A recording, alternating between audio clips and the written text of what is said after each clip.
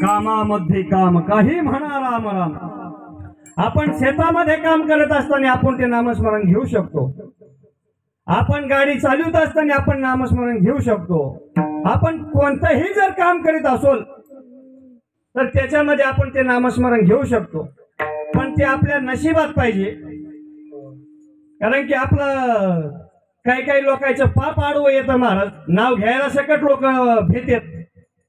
आता मला सांगा खरं, आता इथं जेवढे आले तेवढे आलेत, बाकीचे माणसं झोपले।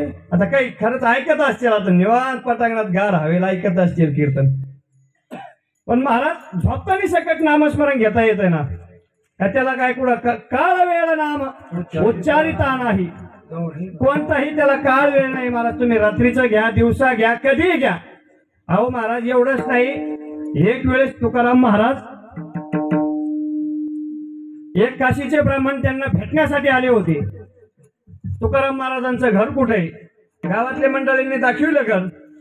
दाखविल्याच्या नंतर ते विचारित त्यांच्या घरी आले। घरी आल्याच्या नंतर सकाळचा टाइम होता।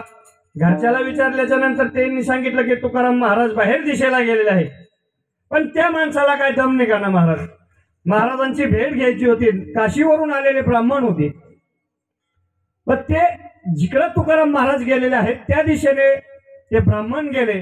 जसे जसे जवळ गेले तसे त्यांना एका झाडाच्या आडुंगी त्यांना ते नामस्मरणाचा आवाज त्यांच्या कानावर येऊ लागला महाराज। म्हणजे अपवित्र ठिकाणी ते नामस्मरण करीत होते, याचा राग त्या ब्राह्मणाला आला।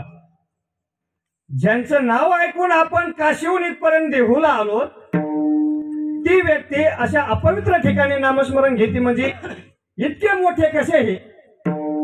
यांना पदवी कुठून दिली एवढी मोठी? मग अपवित्र ठिकाणी जर एखादा मनुष्य, सांगा आता तुम्ही, आता समजा कुठे बी आपल्या अपवित्र ठिकाणी एखादा जर माणूस जाऊन बसला, त्याला तुम्ही कसं म्हणता सांगा बरं? कार्यक्रम तो चांगला काही तिथं आता गायन करू लागला किंवा काही, लोक येणं नाही म्हणायचे काय का नाही, पण तो ब्राह्मण त्यांना सांगू लागला, तुकाराम महाराज तुमची ख्याती ऐकून मी काशीहून आलोय, तुम्ही अपवित्र ठिकाणी जर नामस्मरण करीत असाल तर तुम्हाला संत प्राप्ती कशी झाली? पण त्यावेळेस तुकाराम महाराज म्हणले, माझी मज झाली